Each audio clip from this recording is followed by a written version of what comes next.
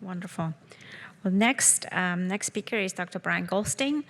Bryan is professor of pediatrics at the University of Pittsburgh here, and he's director of the cardiac cath lab. Bryan was recruited in 2019 and brought incredible energy to our program, not only as an outstanding interventional cardiologist, but as a cardiologist in general, and especially because of his input on single ventricle management, and particularly on clinical research overall for cardiology, given his extensive expertise as a leader of the CCRC and other initiatives nationwide. Bryan will be speaking about catheterization strategies for Fontan-Kreutzer management. Hi, Bryan.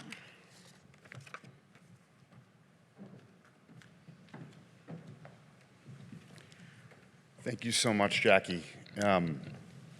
And before I start, thanks to the organizers, Anita and Tarek and Arvind for putting this together. This is a really special day from my perspective to have everybody here and virtually present for an important conversation and timely conversation.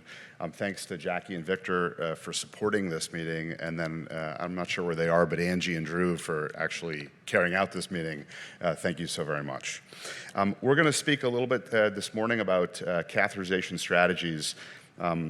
But I want to, let's figure it out, okay. I want to preface this by saying, for my real disclosures, we're not going to go into a comprehensive approach to using catheterization and Fontans, but instead sort of pick out a couple of critical discussion points within this population and the modality that I think are worth drilling down on.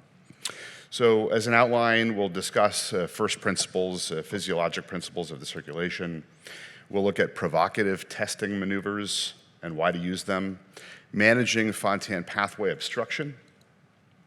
We'll discuss the diagnosis and treatment of cyanosis, and then we'll wrap up. So as I said, not a comprehensive assessment, but a real focused assessment on the things that I think are worth talking about.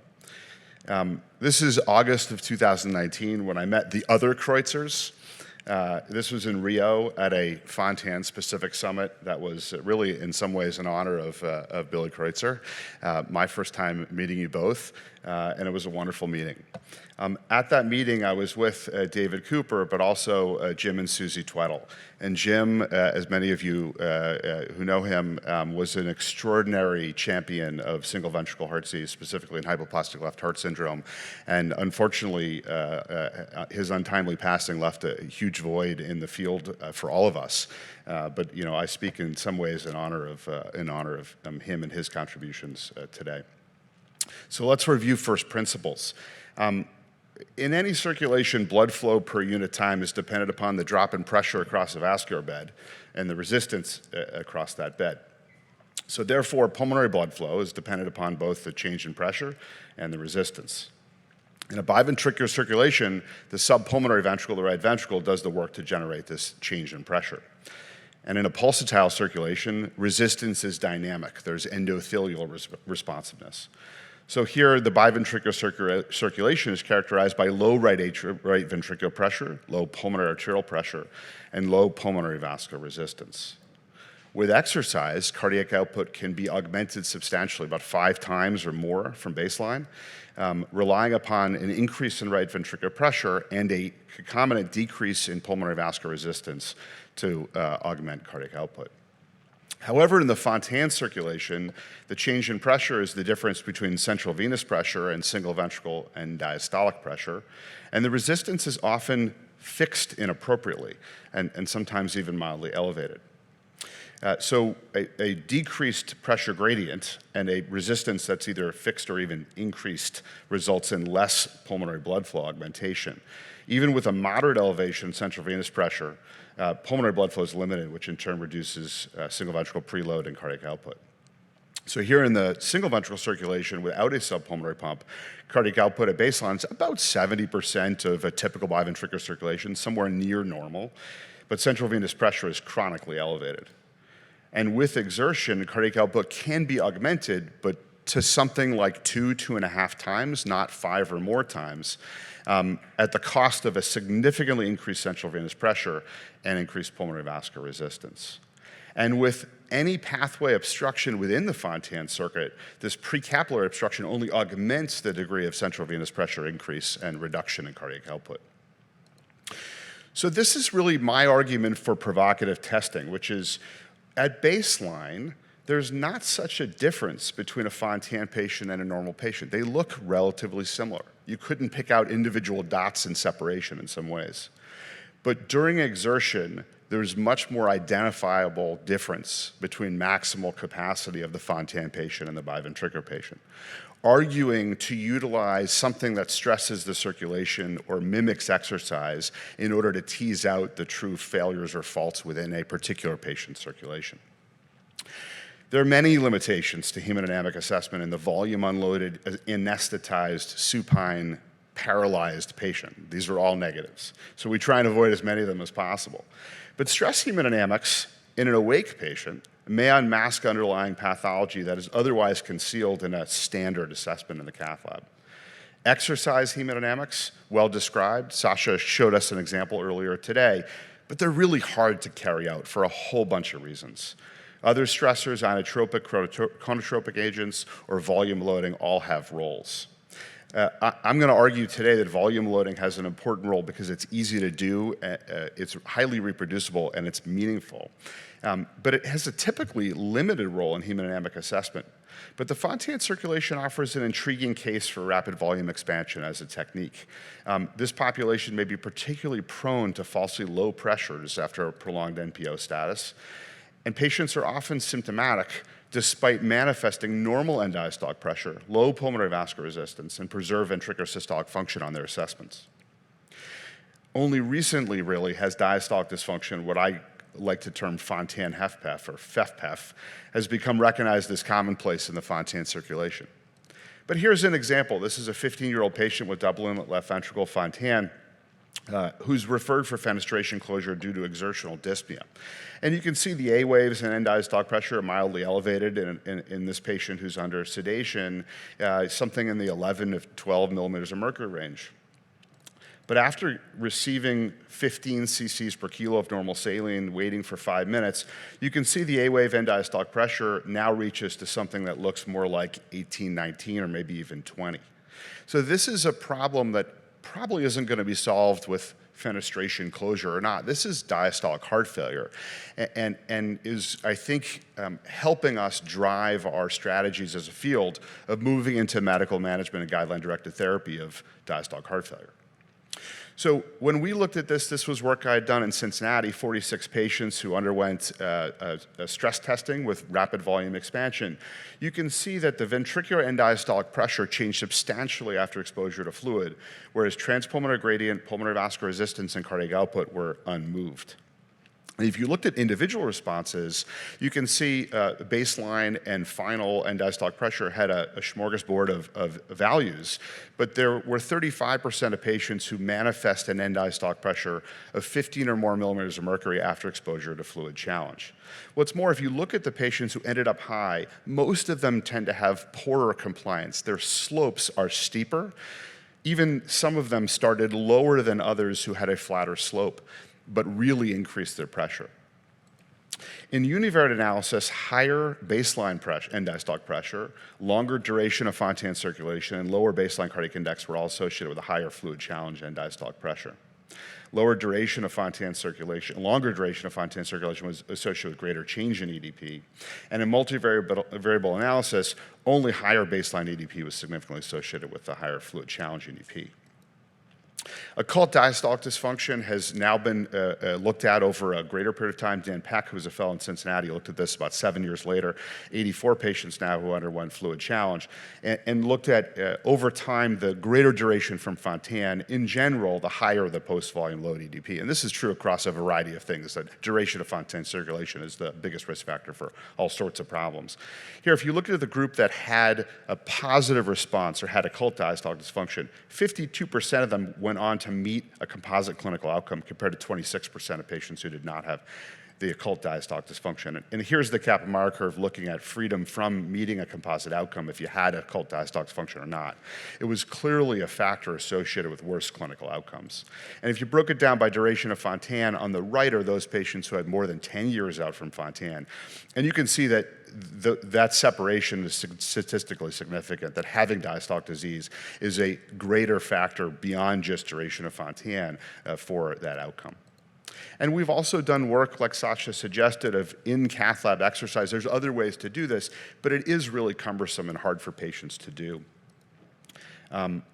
Pulmonary vascular resistance, we had shown previously in patients with exercise, doesn't change. It's supposed to fall substantially. This is normal. It should be low and fall substantially. And in Fontan patients, it's really inappropriately high. And this is work we've seen earlier from Grushin Veldman and his team looking at invasive venous pressure measurements, showing a rise in central venous pressure with exertion compared to controls. Intervention, we're going to sort of move on now. Intervention after Fontan-Kreutzer is really common. This is work we had looked at through the C3PO group many years ago. How do I get out of this? Thank you very much. 77% of post-Fontan cardiac catheterization cases were interventional in nature. So we find things to do. What do we find to do and what really needs to be done? Well, this is a first principle statement. Early relief of anatomic pathway obstruction is important in the Fontan-Kreutzer circulation. It's hard to make this a data-driven statement because the patients are still young, the procedures are still young. We just saw for the first time, I think last week or 2 weeks ago in JACC, that pulmonary valve replacement in tetralogy is associated with improvement in mortality. We just saw that. Yet we've been talking about this for a long time, so it takes a while to generate the evidence. But this is a first principle statement, that having obstruction to egress of liver outlet and everything else, to all of the lower extremity venous capacity, to getting back to the pulmonary vasculature during exercise, that's a problem, and so we can treat it. This is the use of a coverage stent to simultaneously relieve stenosis and also eliminate right to left shunt.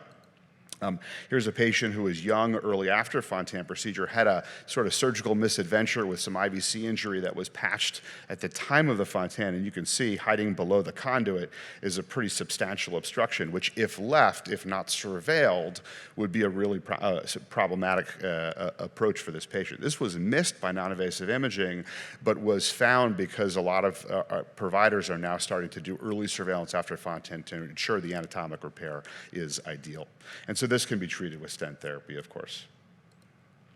And here's a patient who's late after Fontan, who has had pathway obstruction and now has the complication of thrombosis within the pathway obstruction. So we can do more treatment of this. But this is likely to be problematic to join the presence of anatomic disease as well as hematologic problems. So what do we know about the use of treatment or the use of conduits and lateral tunnels in Fontan? Well, if you look at these patients here, lateral tunnels in red and extracardiac conduits in blue, this is the percent change in Fontan minimal cross-sectional area, and you can see that the conduits in blue below, they're dotted everywhere, but there's a 50% loss from baseline in patients even early. And so conduits behave like conduits in other locations, and you should expect that conduits over time will not look at as the same size as they were put in, and they'll need to be treated. This was work from Emer McGovern, who's in Cincinnati, Kentucky, and she showed that if you had your Fontan earlier, you were more likely to need a stent later, and that's probably a consequence of using a smaller size conduit or having anastomotic issues related to the conduit. This is work from the Boston group. Doc McElhenney led this, showing that if you treat lateral tunnels and you look at the CFD data during baseline or with exercise, you can normalize the fluid dynamics across the tube graft or the lateral tunnel by relieving stenosis. And in fact, the future is probably different than it is at present, as it is with so many things. These are using the X-graft concept. These are dilatable conduits that our team has been putting in Fontans now for a while. This is a picture, of course, of an RV to PA shunt, but the concept holds true. We may be able to put in these tubes a little smaller than what's needed as adults and have better laminar flow characteristics as children, but then anticipate dilating those conduits to match the needs of the adult without having to worry about the Gore-Tex or homograph conduit being resistant to that dilation because it's purpose-built, it's baked into the design of the conduit. I'm going to skip this. So Identifying the mechanism of cyanosis is the other sort of important topic I want to talk about, and we're going to race through a little bit so we don't get further behind today. But I think it starts with understanding the potential mechanisms of cyanosis, and they're many and varied, and some are easier and more straightforward than others. So veno-venous collateralization, I think, is straightforward. Persistent left SVC to coronary sinus, I think we all anticipate this, but we're going to throw a monkey wrench in that when we show a case example in a second. Obviously, fenestration or baffle leaks, lung disease, of course. AVMs are complicated, and AVMs can be due to differential delivery of hepatic factor. We saw a nice 4D flow example earlier of demonstrating the distribution of hepatic factor of IVC egress to both lungs, or to no delivery of hepatic factor, and then others. So I just want to show a case that sort of illustrates some of the complexity of what we do. This is an 18-year-old female, double AV valve with hypoplastic left ventricle, underwent a PA band and then a right glen, had LSVC coil embolization during the pre-Fontan cath, and then had Fontan completion. And there's severe functional limitations due to resting cyanosis, clubbing, exertional dyspnea, and cyanosis, and had a catheterization a couple years before that revealed no findings.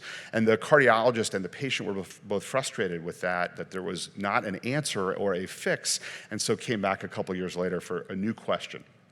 And really, there's no interesting findings here apart from the fact that the aortic saturation's a little low at rest in the mid-80s. Maybe the outputs are a little low. And this is not this particular case, but this is an example of the idea of retrograde assessment of pulmonary veins to ensure that there's not pathology focused in a pulmonary vein. You can go backwards through the heart, through the aortic valve and the AV valve to get into the pulmonary veins and find disease. So here, left lower pulmonary vein was desaturated, and we ultimately found veno-venous collaterals going to that segment. In this particular patient, though, when we went to go engage the pulmonary veins, we actually engaged the coronary sinus and got into the left SVC. And lo and behold, what connects to the left SVC there is the hemiazygous vein. And so what had happened is this patient underwent coil occlusion of the left SVC, but at a location that was higher than the azygous or hemiazygous insertion, which allows for persistence of the hemiazygous communication to the left SVC, to the coronary sinus, but prevents our ease of both identifying it and treating it. So we were able to use a large sheath that was thankfully just long enough to get all the way through. This is just looking for an entrance into the azygous or hemiazygous. Oftentimes they're off the renals. We didn't see one easily, and since we had gotten through retrograde, we just went with it. And we were able to deliver a 16 millimeter Amplatz vascular plug retrograde through the aortic valve and AV valve into the coronary sinus and relieve this patient's obstruction. We went on to find some pathway obstruction in the conduit and treated that as well. And so now you sort of have a tuned up vasculature. And this patient had a great story. Pulse ox immediately high, functional limitations essentially all resolved over the ensuing weeks to months, clubbing resolved, and was able to go on to participate in intramural collegiate swimming, which is pretty cool. So I want to move on to another story real quick because I know we are tight on time. This is a patient who has heterotaxy, interrupted IVC, mixed type veins to a confluence behind the atrium, and underwent a slew of procedures to ultimately get to Fontan. But it includes a bidirectional glen, right bidirectional glen, left Kawashima because of the azygous, and incorporation of the hepatic veins directly into the hemiazygous vein as a manner to deliver hepatic factor into the Fontan circulation with ligation of the right-sided veins to the connection to the atrium. This patient was lost to follow-up for a period of time, but represented with cough, dyspnea, and profound desaturation. They were admitted to the hospital for further evaluation. They were found to have really minimal oxygen responsiveness, identified to have severe developmental delay, behavioral problems, including self-injurious behavior. The workup was negative for infection, routine labs were unrevealing, and they were referred for catheterization. And in the cath lab, we found, I would say, nothing too terribly exciting, a Fontan pressure of about 15, an end-diastolic pressure of about 11, and cardiac output that was pretty reasonable. And we found what appear to be severe AVMs on the right side. You can see the sort of reticular pattern for diffuse AVM disease on the right. And in the central pulmonary artery, there was a relative stenosis. And if you bring the catheter back into the hemiazygos, you can see that the hemiazygos, which is carrying, of course, the hepatic venous effluent, really only commits to the left lung, which doesn't have significant AVM disease. And here you can see from the hemiazygos picture, you can see the little stub of where the hepatic veins come in. That's really only filling the left pulmonary artery. We went and looked for things off the renals, and there's a little bit of venous collateralization, but not too much. We demonstrated that the hepatic veins do enter normally into the hemiazygos without obstruction. And so we sort of thought about this and said, it seems like the central pulmonary artery stenosis is obstructing the hemiazygos hepatic venous egress to the right pulmonary artery. So if we treat that, we can resolve the problem. So let's put a stent in the central pulmonary artery, and that's exactly what we did. Here's a stent in the pulmonary artery, and now hemiazygos blood reaches the right lung. Hooray. So post-cath, the saturations were the same, of course. Despite the use of oxygen, she went home with the expectation that the AVMs would resolve over time. 4 months later, nothing changed. She was readmitted to the hospital, in fact, not long after that, with cough, dyspnea, worsening desaturations, and found to have a large right hemorrhagic pleural effusion, which is really uncommon. So she came back to the cath lab. Before coming back to the cath lab, we performed what I think is the most critical thing. We looked backwards at the data. And it's really important to make sure that you understand what happened to a patient to get them to where they are now, because things will be revealed. So in this patient who had this imaging before they became a Fontan, this is a balloon occlusion picture in the hemiazygos vein. You can see lots of venous collateralization, but what you also see, if you're keen to pick this up, is connection between the systemic circulation and right here, the portal venous circulation. So these are early right to left shunts, but late systemic to portal venous shunts. And that portal vein is highlighted here. So this patient had known systemic portal or portosystemic connections. These were never addressed in any means. So following the surgery, systemic to portal shunt direction reverses, of course, and now mesenteric flow is shunted away from the portal vein to the systemic vein. This shunt will not be identified on a routine hemiazygos angiogram now, it's going the other direction. But the liver, importantly, will not be presented with the mesenteric venous egress to actually cleave this and produce the hepatic factor, which then prevents the development of AVM. Instead, the pulmonary artery stent that we put in would be anticipated to augment portosystemic shunt by reducing resistance to flow to that AVM lung, which resulted in the patient's presentation. So we did some additional investigations. Portal vein ultrasound, can't find it. CT scan, can't find it. Systemic ammonia level, over 130. This is really important because this explains this patient's developmental delay, self-injurious behavior, all these things. So now we propose an intervention to assess hemodynamics, embolize all the portosystemic shunts, and create a band back in the central PA to limit flow to that right pulmonary artery.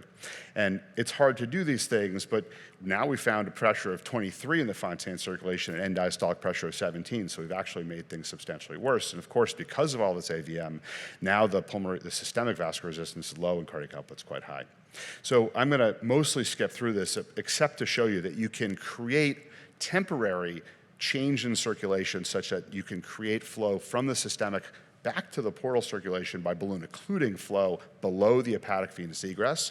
So now the flow through the hepatic vein circulation is actually lower resistance than transiently the lower hemiazygos vein. You can get into those shunts where you can embolize them. And in fact, you can get through them and find the portal veins, which now are tiny because they haven't had blood flow for 10 years. And you could go through a series of phased treatments to manage this.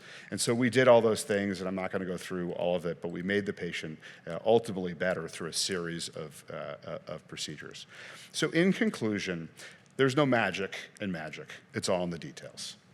Catheterization data are highly dependent upon the circumstances or state at the time of data acquisition, and we have to remember that when we go back and interpret them. Dynamic testing increases the likelihood of identifying things like occult pathologies like diastolic disease.